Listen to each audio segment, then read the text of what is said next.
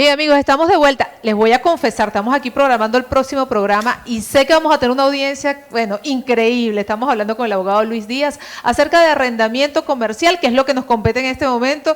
El otro es así como que me va a gustar muchísimo, muchísimo. Luis, estábamos aclarando entonces que los contratos mínimos por la nueva ley, que tiene 9 años, es de mínimo 1 año, pero cuando son excepciones que van a trabajar por temporada, lo pueden hacer por la temporada de trabajo. Ya los contratos verbal, eso no existe, cosa que me parece muy bien porque las palabras se las lleva el viento. ¿Qué otra cosa debemos saber de los a la hora de hacer un contrato de arrendamiento comercial? Perfecto, te voy a mencionar 2 puntos que para mí son relevantes, ¿ok? Que vinieron a transformar lo que entonces ahora involucra la materia arrendaticia inmobiliaria comercial. Como lo es la fijación del canon de arrendamiento, que ahora no es tan a la ligera como la gente piensa, de que te cobro tanto y aparte de eso te cobro en moneda extranjera. ¿Ok? Eso es un punto interesante. Y por otro lado, una figura muy novedosa que no se está aplicando a nivel nacional, como lo es la figura del Comité Paritario para la Administración de los Condominios. ¿Ok? Voy. A ver, fijación de canon de arrendamiento. En materia de arrendamiento inmobiliario, siempre ha sido un criterio o un principio que ha dado la estructura de la materia, ha sido el principio de la autonomía de la voluntad de las partes, en donde se le permite a las partes de manera voluntaria establecer entre una parte y la otra pues el monto que se va a pagar por un canon de arrendamiento. Perfecto. En el caso de la reforma con esta ley especial en el año 2014, ¿ok? En mi opinión, ese principio de la autonomía y la voluntad de las partes se ve limitado, toda vez que el legislador en el artículo 32 te estipula los 3 métodos que debes tú seguir para la fijación del canon de arrendamiento. Y luego en el artículo 24 te establece lo que el contrato debe contener y dentro de ese contenido del contrato tú debes mencionar cuál fue uno de esos 3 métodos que escogiste entre las partes, mencionado en el artículo 32.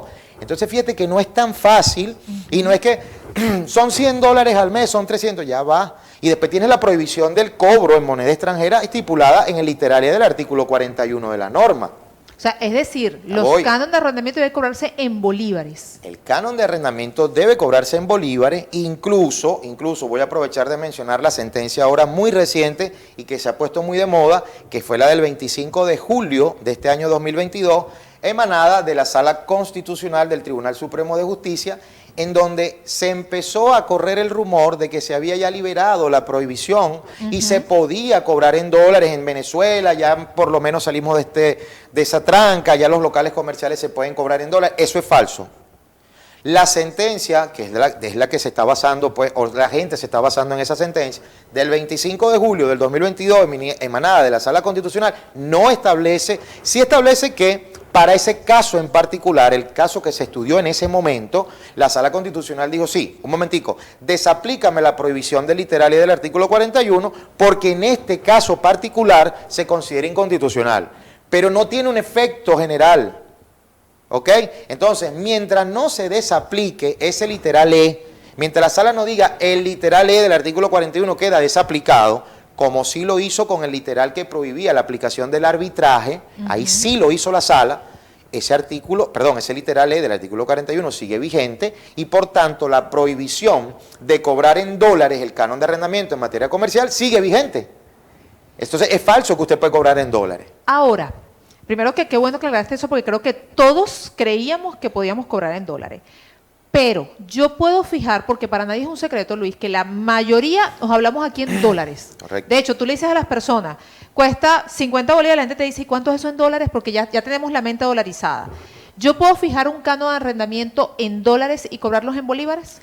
En mi opinión, sí. Fíjate, Ingrid, que acabas de tocar un punto sumamente interesante porque yo particularmente así lo hago en mis contratos, ¿ok? ¿Qué sucede? Cuando nace la norma, te decía que esta norma entra en vigencia el 23 de mayo del año 2014.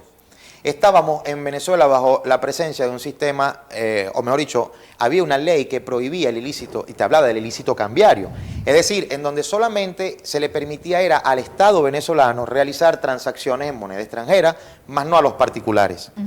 ¿Qué sucede? En el 2018, en el mes de agosto, si mal no recuerdo, se deroga la ley del ilícito cambiario.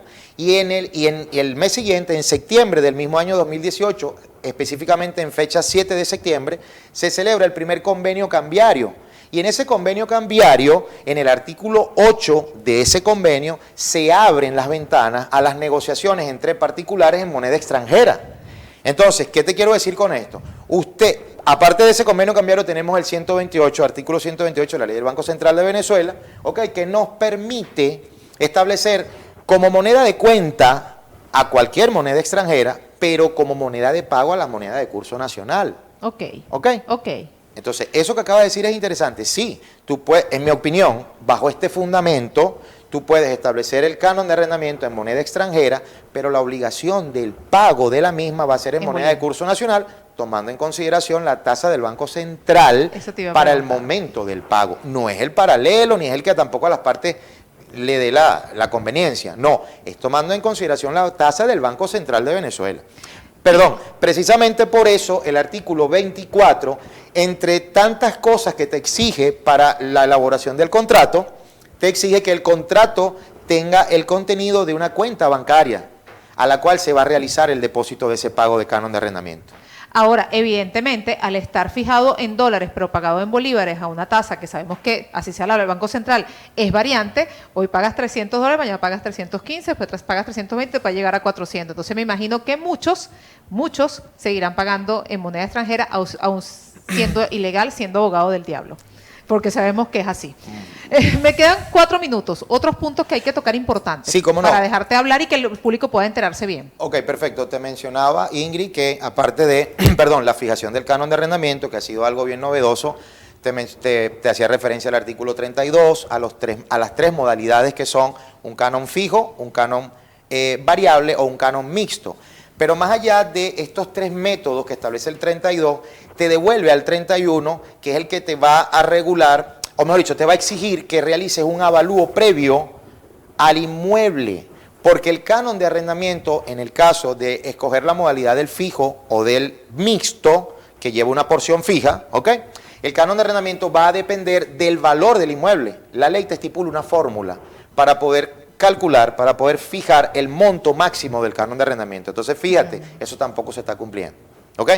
Aparte de esa fijación del canon, que es bien interesante, no es tan deportivo, no es tan relajado como las partes lo han creado, tenemos, te decía, la figura del comité paritario de administración de condominio. ¿Qué pasa? Esta figura fue creada, pues, en principio para aplicación únicamente a los centros comerciales, pero se redactó el artículo 35, que es la que contempla la figura del comité paritario, y se dejó en la ley para aplicación de toda la materia de arrendamiento comercial, estés en un centro comercial o no.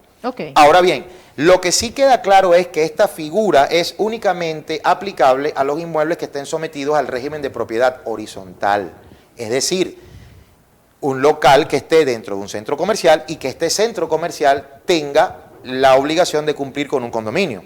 O, por lo menos en la ciudad de Caracas se ve mucho, un local destinado al uso comercial en arrendamiento que esté en la planta baja de un edificio residencial. En Caracas se ve muchísimo. En el centro del país.